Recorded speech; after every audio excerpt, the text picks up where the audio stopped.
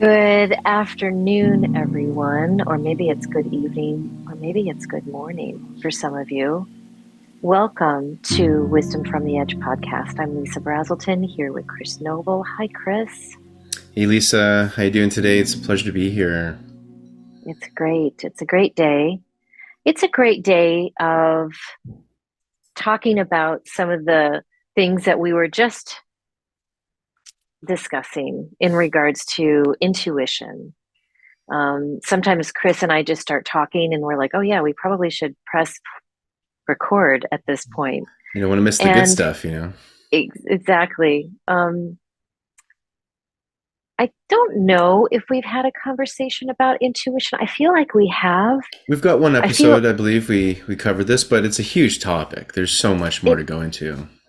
it is. And we were having a discussion about when we get into a place of doubt. And I think, viewer, listener, you probably can relate at least some point in your life, if not now. Maybe you have had some financial struggles. Maybe you are at a crossroads right now in your life and you're trying to figure out what's the best choice to make. And I think this is where this beautiful, divine, higher self, called our intuition, when we can be quiet enough to hear the whispers and that we can hear above the fear. And it's not easy. Oh my gosh, it's not easy. But I think that it is a test and a testament to where we are compared to where we may have been in the past. And so as we were talking about, well, what are we going to talk about today? And I know we're going to bring in some really awesome things. We actually are going to share with you information on how our vocal vibration, it can be recorded, and showing different mandalas as the power of what we bring in our words, and not only to ourselves as in affirmations that we talked about last week, but also what we say to others. So, Chris, let's just dive in for a second and talk about intuition a bit and talk about how murky the waters can be when doubt comes in to our space and our sphere. And it's hard to figure out how to get out of that. Yeah, I kind of look at it as you're almost in a room full of all these versions maybe of yourself, and they're all talking to you, and it can get really loud, and you're not even sure which version of yourself you're talking to sometimes because there's so many. And it's like when you're at a party and some people look the same, and you go up to say something to that person, and you realize, oh wait, you're the wrong person. And sometimes for me, that analogy applies to my intuition because I don't know always what is the voice of my intuition versus the voice of my insecurities, the voice of my fears, the voice of my doubts, the voice of my whole life history of whatever. We all have our unique experiences that play a huge part in our decision making, right? So sometimes what I find challenging is like, which voice am I even hearing inside this mind of mine, or this being of mine? And sometimes what I find is you can sometimes locate at different places of your body. Sometimes I can feel the voices when I really try to hone in and listen to one of them. I'll start to feel where it is.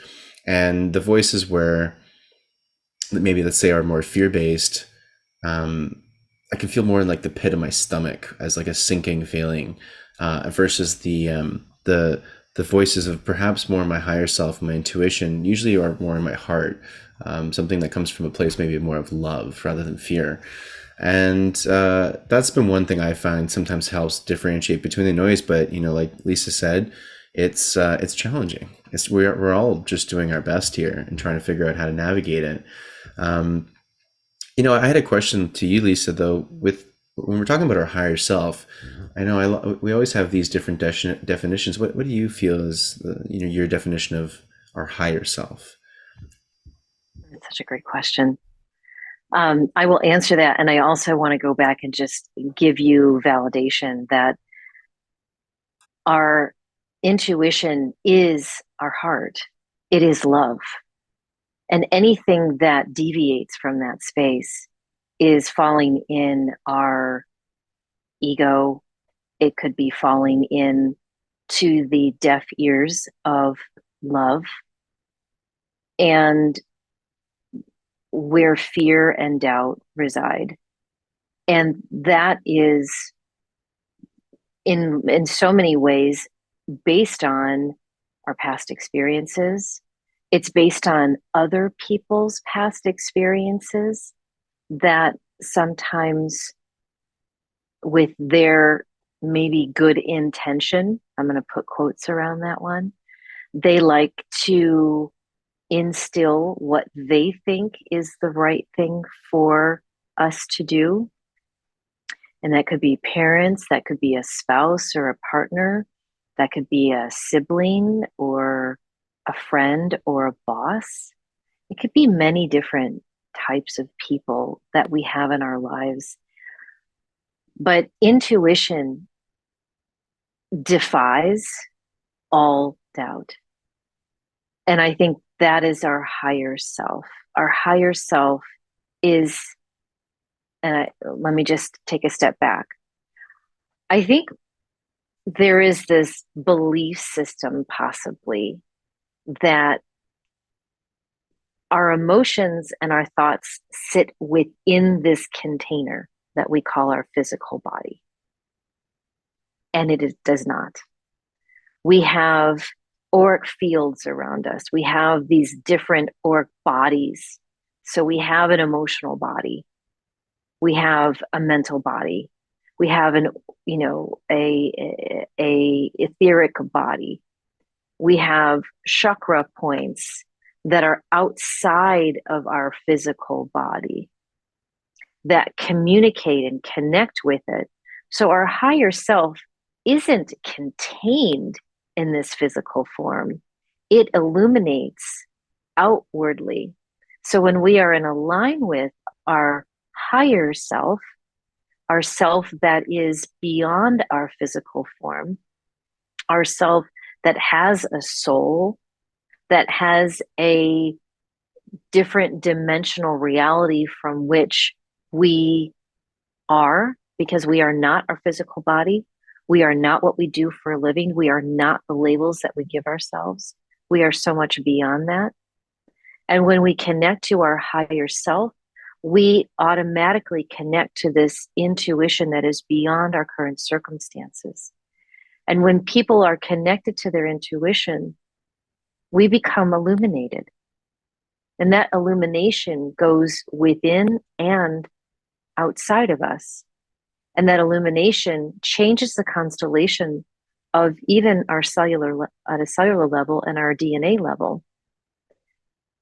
But when we connect with our higher self, which again is love, it's trust, it's belief without seeing, it's a knowing, then we get to align with that and illuminate on the outer level of our bodies. I hope that makes sense. It makes a lot of sense. It makes me think how this higher self, being in this other dimensional reality, has the advantage of not being bound by time, and it can see everything, beginning, middle, and end, so to speak, which means that's a huge advantage for us in this third dimensional reality if we continue to listen to this intuition, this higher self, this part of ourselves. The more we can sync up with that and synchronize with that and align with that, to me just seems almost in a logical way one of the better or more effective ways to move through your life, because you'll just be continuing to go on a path that is of your highest good, your highest joy, highest love, highest passions, and continue to just, as you live more and more in your passions, as I'm lucky enough to be experiencing right now, you just continue to beam and illuminate more and more and more and more, even when you're having, sometimes when you're on this path of high vibration and joy, and lining up with your higher self, you're still going to have dips and cycles. I mean, these things just happen.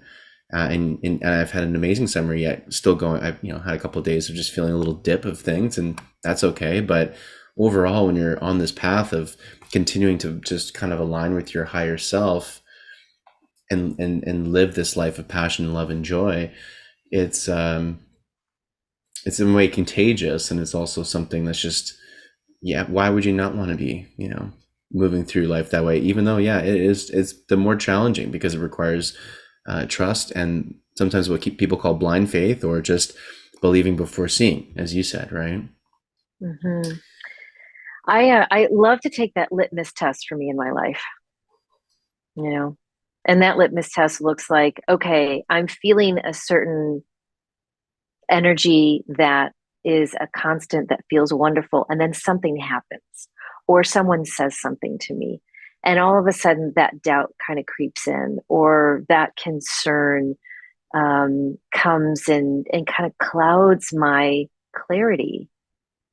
And I get to choose that at that moment and take a measurement of, how am I doing with this? How would I have done about a year ago, or 6 months ago, or even a week ago? How am I handling it? What is my body saying? What are my thoughts ruminating? Am I able to get out of this quicker? So the measurement that I always use is the frequency of an upset, the duration of that upset, and the intensity of that upset. And if I can look at an upset, I had one, yesterday was not the most pleasant day for me. And I really like, okay, I need to we talked about this last week, how the path to transformation is to make a commitment to living differently. So instead of doing my regular routine of working, working, working, and back to back to back, we were supposed to have this podcast yesterday. And I said, nope, I need a day. I can't do this. And I gave myself and I honored myself. Now that's listening to your higher self. And I was working through some things. And at the end of the day, I did a measurement. Okay, this was an upset. I had an upset. How long did it last? What was the duration of it? What was that frequency? Did it just ruin my day, or was I able to move through it? And what was that level of intensity? Do a scale of 1 to 10, however that works for you, and a viewer and listener, and take a baseline of where you are. If something comes up that may have happened in the past, where are you today? And I think that this is a beautiful way in which to see our growth. How else are we going to know that we have evolved if we don't get triggered or get confronted with something that may have been a huge trigger in the past, but now it's just that's a little hiccup. So I took a couple hours off. I did some meditation. I did something completely different, things that I needed to take care of that had been pushed to the side. I went and did an intense workout yesterday, and I went to bed early. And you know what? A year ago, probably would have, that level of upset, it probably would have stayed with me for a little longer. It may have been more ruminating thoughts, things like that. So I think that we get to experience where we are when we confront or get confronted with old patterns. And that's the way to heal. That's really beautiful, because you're right. The more you can take kind of time to have that test and contrast where you were a week ago, a year ago, that's actually the part that makes you feel a little bit better about the situation, because more than likely you'll have made some form of progress. And even reminding yourself when that similar type of let's say triggering event or conversation or situation that happens, when it happens again, you're like, oh yeah, okay, like you said, it doesn't take as long to, it doesn't linger for as long, and that's actually reassuring. I'm feeling reassured as we're talking about this real time on the podcast, so I can, this is working. Oh, good, good. I mean, I had it yesterday. So, and we just had this, the Lionsgate portal 8/8 just happened yesterday or Tuesday. So yeah, that was 2 days ago. Hmm.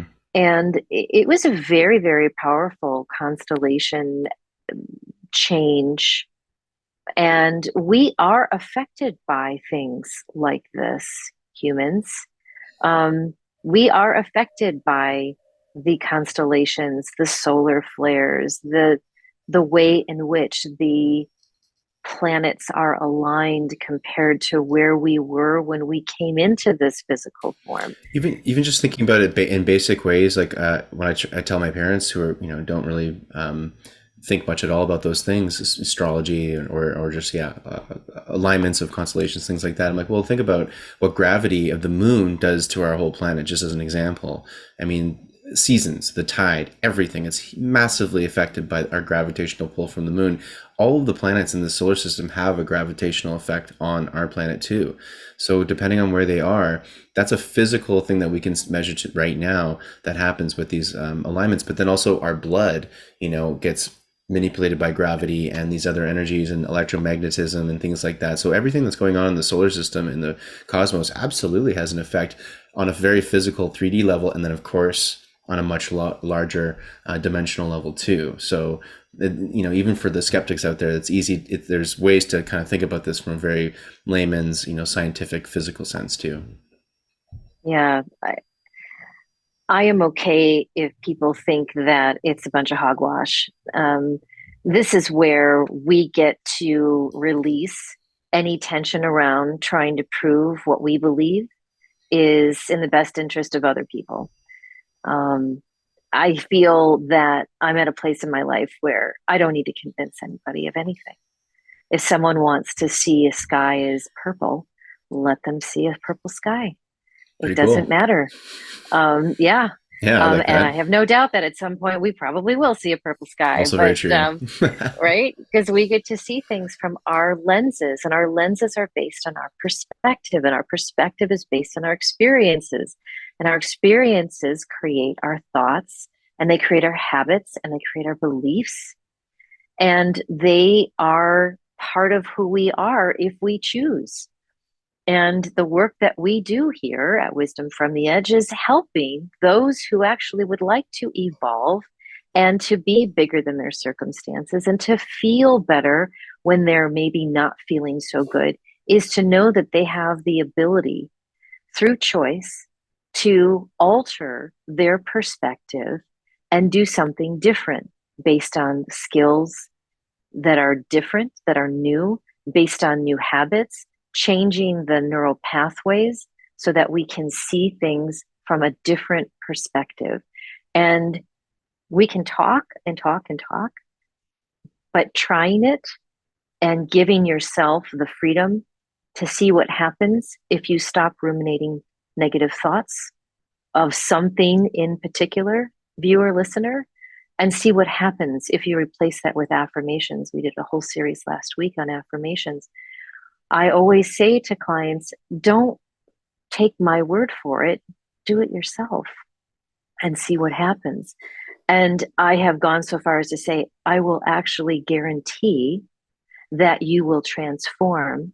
And transformation means differently to different people because it's the level in which they can see differently that makes that a proven statement, And I'll right? say too that, we're talking now about everything in reality is essentially sound and frequency, our thoughts, our perspective, everything, shoots out frequencies and sound waves and sound beyond what our ears can hear to form this reality. Reality is vibration when it all comes down to. That's when we talk about the energies of the planets and the thoughts that we think and all the affirmations and speaking them out loud. All of that kind of boils down to sound, vibration, and frequency. And to segue into what we've prepared for you beautiful people today, we've got some really amazing examples of what sound and specific mantras not only what they can create for you medicinally speaking or therapeutically speaking when you say them or hear them, but what do they look like? And we have what's called a Cymascope. We'll show you some images as well as video of what these mantras actually look like in basically a cylinder of water. And when they vibrate, you'll be amazed at the shapes that they start to create. So, Lisa, how did you? I would be curious to hear, how did you come across this mantra in the first place? What does it mean to you? And how did you come across this amazing work? Well, I actually study the works of Dr. Todd um, Ovoca- Ovocatus. Ovocatus. I'm probably butchering his name. He is just an absolute genius who has done a tremendous amount of work in stem cell regeneration and has the technology, and now is in his triad of research papers. I mean, this is a, you know, I don't remember exactly, but he's multiple PhDs. I mean, the guy is just through the roof, a genius and humble and just incredible. But it is through his understanding of the discoveries that they have created based on sound. And he does multiple different things besides just being this, doctor and a scientist. And he's got a line of products, but he also has technology that can heal people who have been in dis-ease for 25, 30, 40 years, that within a few hours are able to actually make a significant change. And this is where genius like this is coming to the forefront. And so I decided to go online to look at, well, what does it look like for us to change through tones the consciousness, which is our pineal gland. And our pineal gland is our seat of consciousness that sits, that looks like a walnut in between our two hemispheres.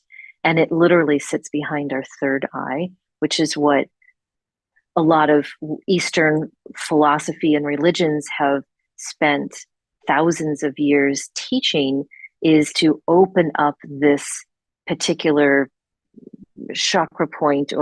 And if anybody has done this in the past, I know Chris, you and I both have, is when we really focus on all the different chakra points, and in particular into our third eye, it is an incredible vibration.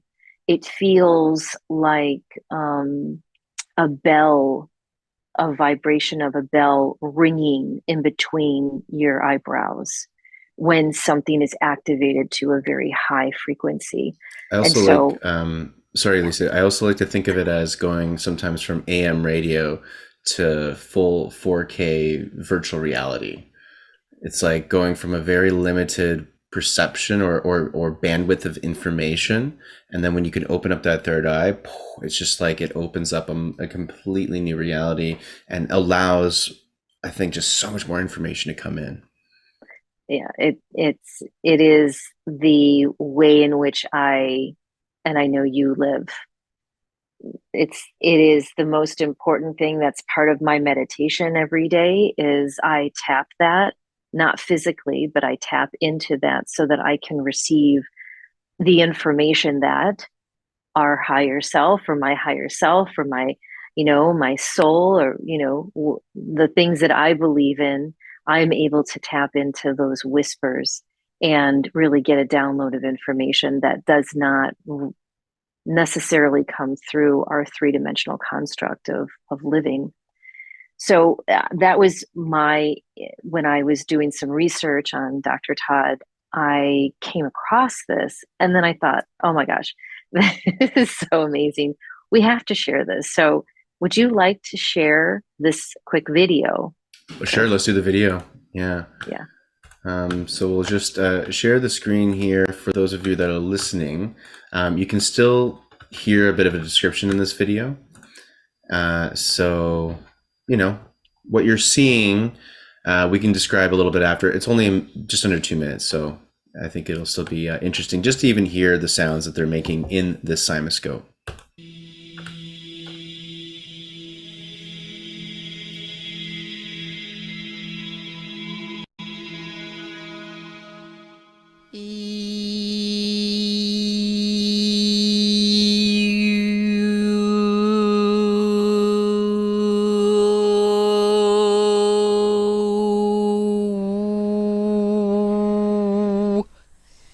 voice is a holographic representation of all that you are.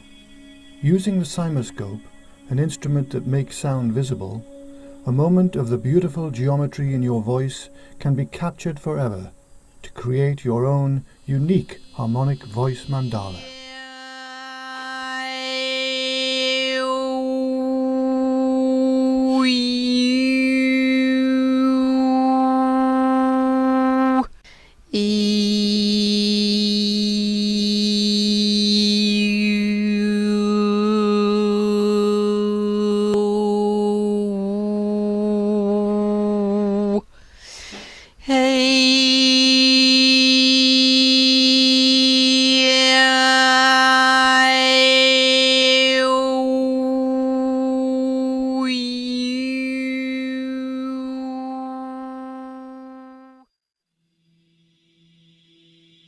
Your harmonic voice mandala will be colorized to your taste and printed on the finest quality museum etching paper that you can have framed to suit your style. Now that's cool. That's really cool. So that's coming from this Sound Made Visible. It's the company that built the Cymascope. So everyone, you can definitely check out their really cool website. I've actually worked with them on my album cover. They did an image for my album of 432 hertz, and they did it in the Cymascope, and I got to put it on the album. It's a really cool company. You can actually send your own voice audio recording. They'll take a photo of it in the Cymascope, send it back, like they say at the end of the video there, as a print or something like that. Really cool form of design, but of course it's opening you up into this massive whole other world of what's really going on. I mean, it is It's so so cool. incredible. I I have one of the things the wanted to get to this in one of the podcasts of talking about sound, and there is an amazing mantra that we're going to go through, listener viewer, with you. When you listen to that video, you can tell some of those lower octave sounds that we make actually created the mandala that you see. So those mandalas are actually called Sri yantras, and you can look them up and they're symbols. But I know from being in, Chris, all the work that you've done in ancient civilization and understanding, these are not new. These are ancient symbols.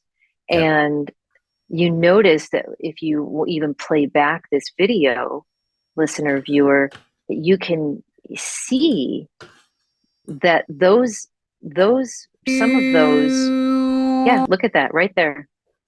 Those were Sri yantras. Those are symbols that you see. And so we're making this, not that we're the only ones making this correlation, but there's these discoveries that are happening now to understand that there's technology. And maybe this is what this technology was thousands of years ago, but now we didn't know about it before, and we didn't realize the importance of it. And the interesting, because they're all a little different. Well, maybe these are all a little different based on some individuals or groups of people who came together, and this was through different technology that maybe was in the past how they created these wonderful mandalas. The ancients certainly seem to live their life based on sound and frequency and vibration. And that's what Nikola Tesla says. If you want to understand the secrets of the universe, think in terms of sound, frequency, and vibration. Or maybe resonance was one of the words, but either way, it's the same stuff. And it's all about sounds, all about frequency and vibration. All of these ancient cultures seem to have that as one of their main common threads, even though they're completely separated by geology and time. And yet they seem to say the same things. So this is really fascinating. I was mentioning to Lisa before we started recording that these mandalas are actually in a lot of the tapestry in many different Buddhist monk temples. And what I was learning recently was that they're not just beautiful pieces of sacred geometry to do something to you visually on a psychedelic or spiritual level, but they're actually replicating a specific sound so that when the monks are going into their chant, they look at the tapestry and can repeat what that sound in it, what it visually says on the tapestry, they can repeat it verbally with their voice, almost like reading a piece of music. So they're looking at it from in a very practical sense to preserve, not like instead of how we notate music in traditional music now, we have a whole writing system. They're like, well, screw that. Let's just show you exactly what the sound looks like physically vibrating in reality, which is what the mandala is, and then we'll replicate that with our voices. So it's a really fascinating, almost ancient form of sound notation in a way. I'm speechless. That information is so incredible. It's Well, we're going to yeah. actually do it. We're going to take some words and we're going to do this together, listener, viewer. Let's do it. Yes. Nama Okay. Shivaya. So this is what we're going to do, listener, viewer, together. And it's just, you could just keep it at this one page here. So Namah Shivaya is something that I have spent a lot of time over the years practicing.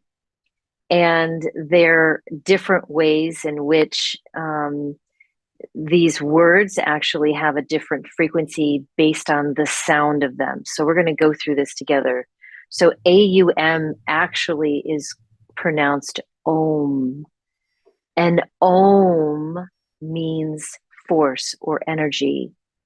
You've heard people, I'm sure, when they are joking around meditating and they put their hands out, it's Om.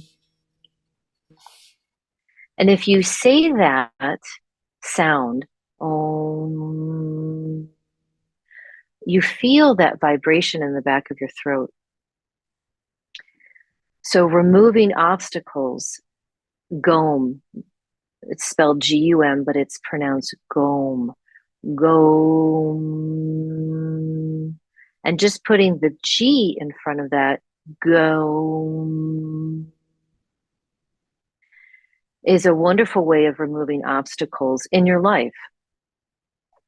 And so I've used this in the past when I have felt uncertain about something, if something is happening regarding my finances, or if I am having issues with maybe a partner or with a colleague.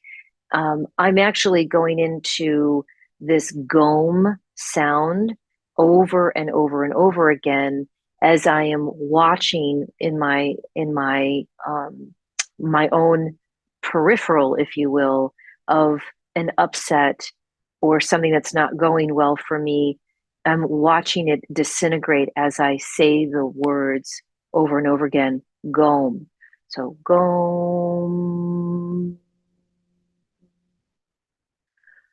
gom.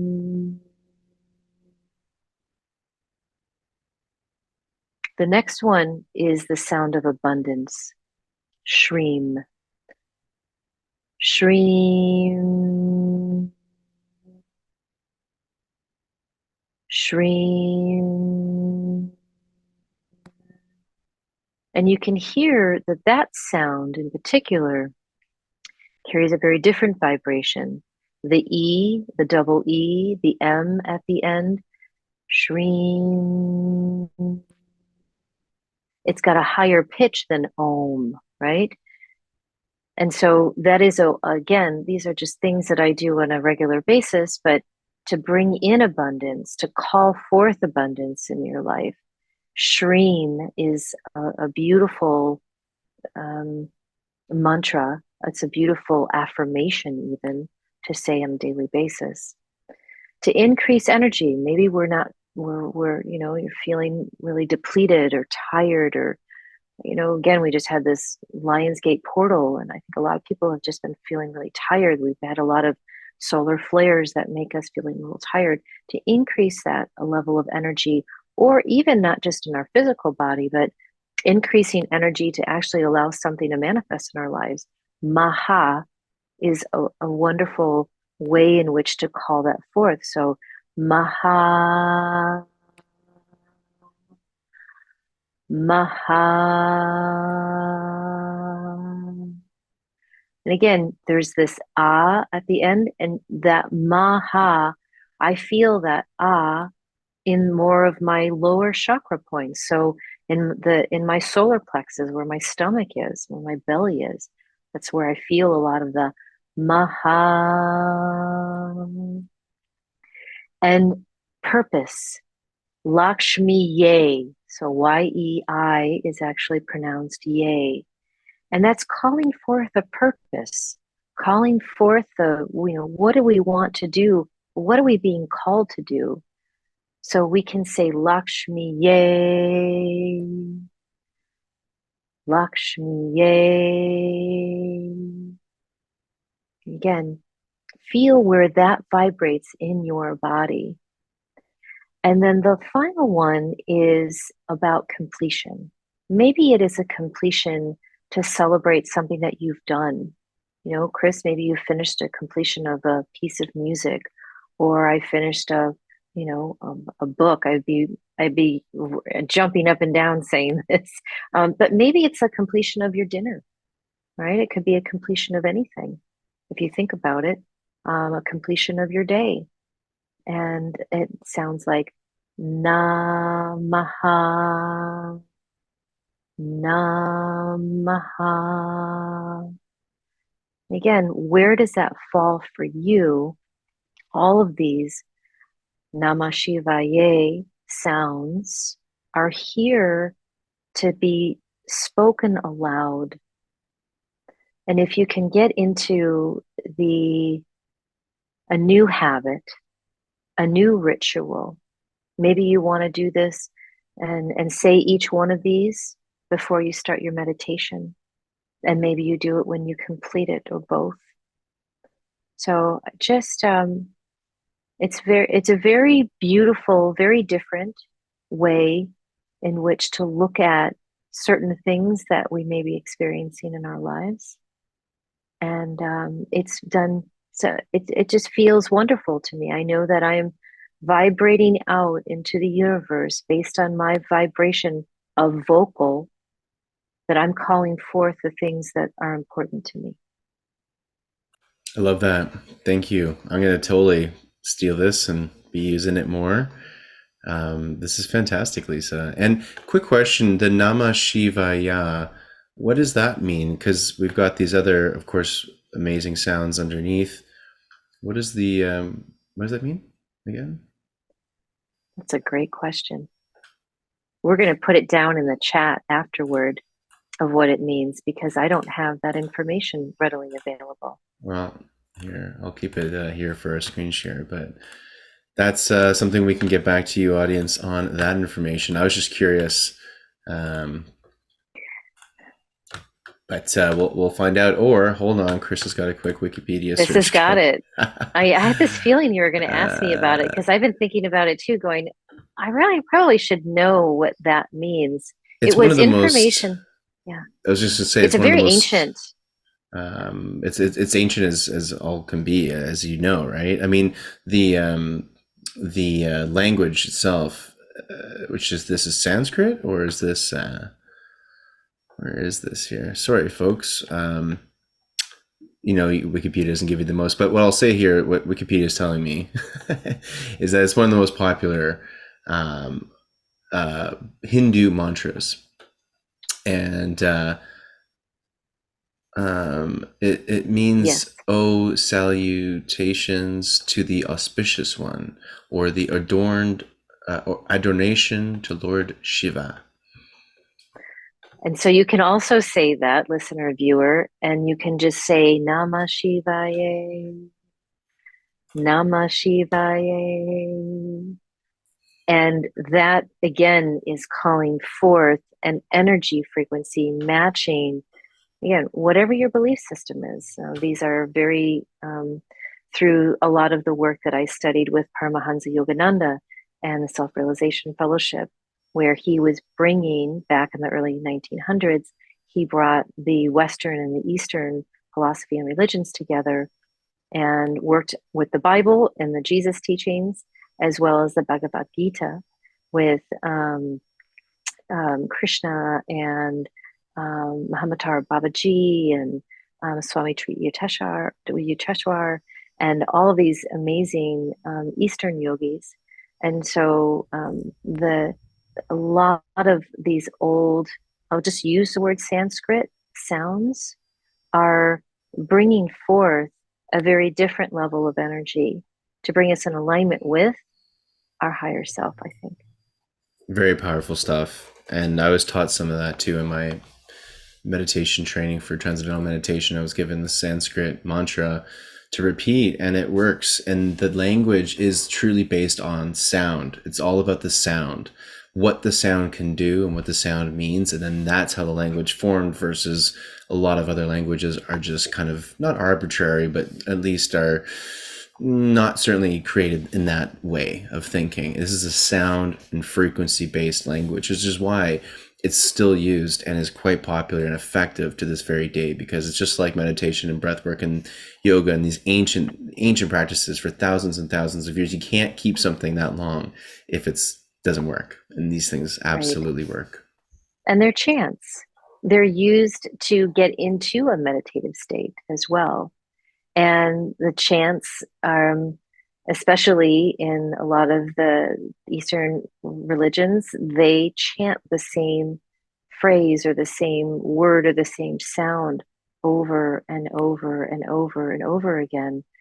And there's something incredibly powerful about it. I mean, you could just go on YouTube and listen to, 187 chants of Om for an hour. And that can get you in a resting state so quickly if you can be okay with just the sound. I mean, it may take some people time to get used to, but it really is, it is, I think, infused with light codes, what I call LEFs, is light encoded filaments of just information that is not necessarily seen, but it's heard through vibration, as Chris keeps on saying. Fascinating So we stuff. hope that you like this. We hope that you, thank you for your patience and us getting all this together. It's a little different, but if you like what you're hearing today, give us some thumbs up, subscribe. We would really love to hear from you. Any questions that you have, we'll put some stuff in the chats below. And Chris, thank you so much for sharing everything. I appreciate you being on it with all the technology here. You're my technology guy. And, happy to help. And thanks for bringing all this information into the episode, Lisa, because I learned a lot, and that's why I love doing this with you. It's just because I get to learn as much as our audience does too every time we do an episode. So it's so much fun and therapeutic and medicinal and all the wonderful things. So thank you. I appreciate it. Thank you. Thank you, listener, viewer. We're so grateful that you are here joining us and are staying with us. Any questions, anything that you would like for us to talk about, please let us know. We'd love to dive into the edges of what is out there. And thank you again. Thanks, everybody. Take care.